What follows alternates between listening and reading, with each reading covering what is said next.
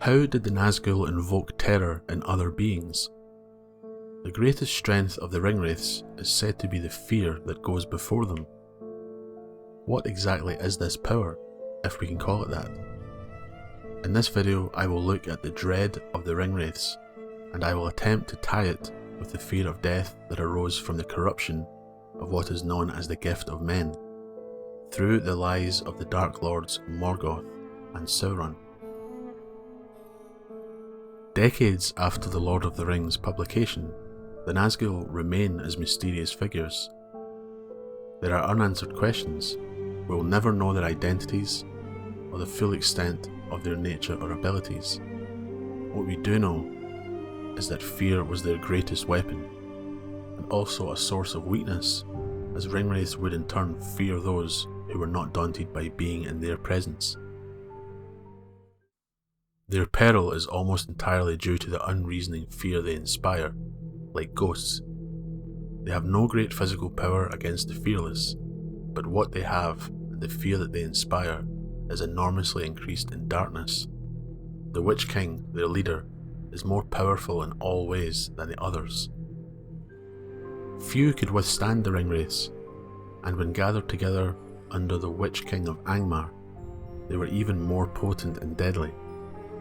Tolkien even tells us the power of fear that they held was so great that it worked against Sauron when he was searching for the One Ring, as the terror that went with his greatest servants, even when they were unclad and unseen to most, was so great that the wise may have guessed Sauron's purpose in sending them into the world.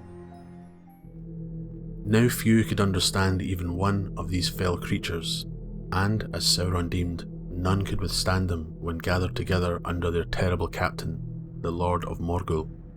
Yet this weakness they had for Sauron's present purpose, so great was the terror that went with them, even invisible and unclad, that their coming forth might soon be perceived, and their mission be guessed by the wise.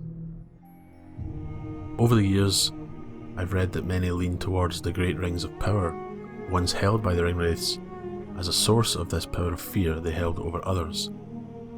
Rings given to them in corruption, they could have found this strength through their use. It's an idea that I don't agree with at all. I view this power as one that is shared to a certain degree by other unnatural forces within Middle-earth.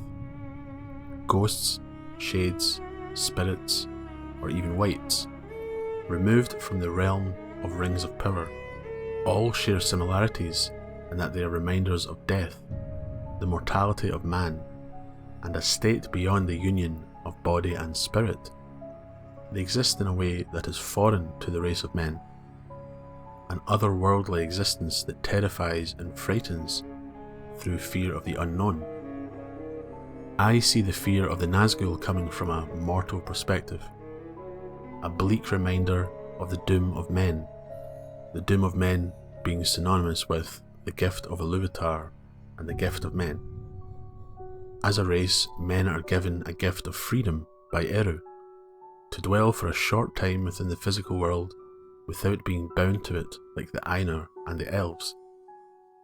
With Elves, they remain until the end of days, and do not leave the physical world even upon death.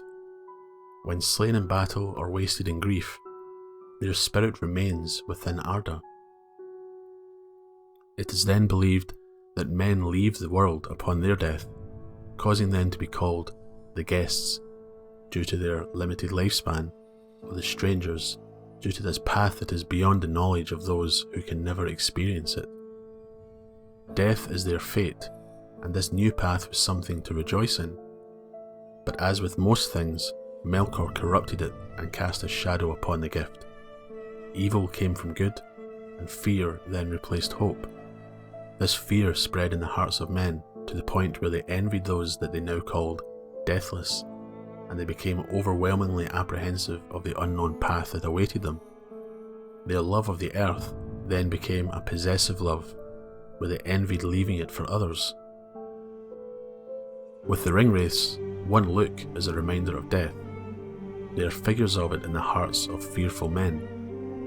Even subconsciously, Without being dead themselves, they still exist in some state that is beyond a natural life.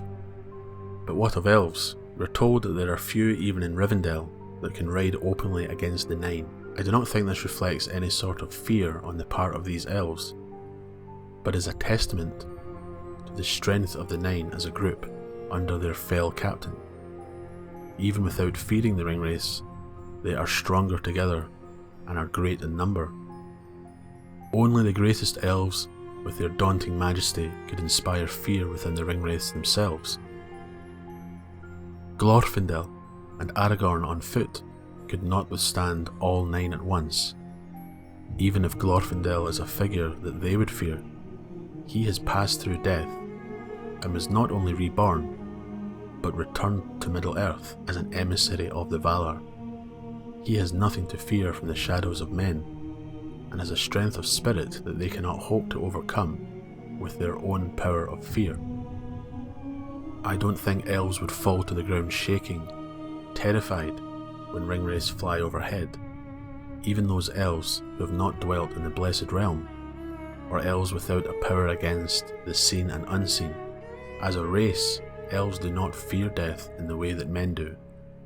The power of the Ringwraiths is shown to us when they are near those who do fear death, or at least have a lack of understanding about it. Whether we blame the gift of men is up to you, but few of the race of men could face death so openly without any trepidation. Aragorn faces it in his last days in the Fourth Age, with dignity as the great men of old. He understands that it is his time, and he chooses to move on. He doesn't cling to life until his mind and body become frail and broken. It is then no surprise to us that such a figure can openly challenge the Ringwraiths. His understanding of what they are means that he doesn't view them as some mythical horror serving Sauron. His understanding aids him with no fear of the unknown. By comparison, we can look at how common folk fear Mordor or Sauron just from the names and the rumour of that land and the Dark Lord within it, without knowing any details about either. For most, being near the Ringwraiths would invoke terror. You would feel cold, with an onset of dread. I've often imagined this as a sense of impending doom, giving rise to a sudden anxiety when faced with this new shadow. The hobbits, even the best of them, react in this way, and many valiant men of Gondor who fight against Mordor also act in this way. It's as if the legend of them, or their infamy, goes before them. You are dreading the thought of the Ringwraiths before ever witnessing them. From various encounters we can see how mortals and immortals react to the Nazgul. On the Great River and the Fellowship of the Ring, Frodo clutches the wound that was dealt to him earlier by the Witch King and feels a deadly cold. Gimli the dwarf describes feeling a shadow as if it were the shadow of the Balrog, a sudden feeling of horror in his heart. With Legolas, he is admittedly quite shaken by the sudden appearance of this Ringwraith, flying towards the company at great speed on a winged beast. Yet, he doesn't share the same dread as the others. He actually strikes out at the Ringwraith with an arrow.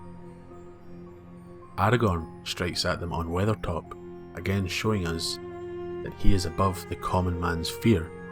For the Ringwraiths, this power of fear is not bestowed upon them by great rings or even by Sauron. It is a natural power that we can even see shared by the likes of the dead men of Dunharrow, who are not Ringwraiths. Legolas, as the only elf in the Fellowship, provides an immortal's perspective on such beings. Alas, I had heart only for myself, said Gimli. Nay, I will not speak of that journey. He fell silent. But Pippin and Merry were so eager for news that at last Legolas said, I will tell you enough for your peace, for I felt not the horror, and I feared not the shadows of men, powerless and frail as I deemed them. He deems them powerless and frail. He has nothing to fear through their existence.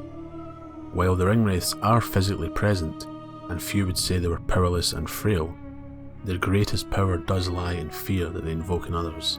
Legolas would not succumb to it in the same way as the hobbits, or even Gimli.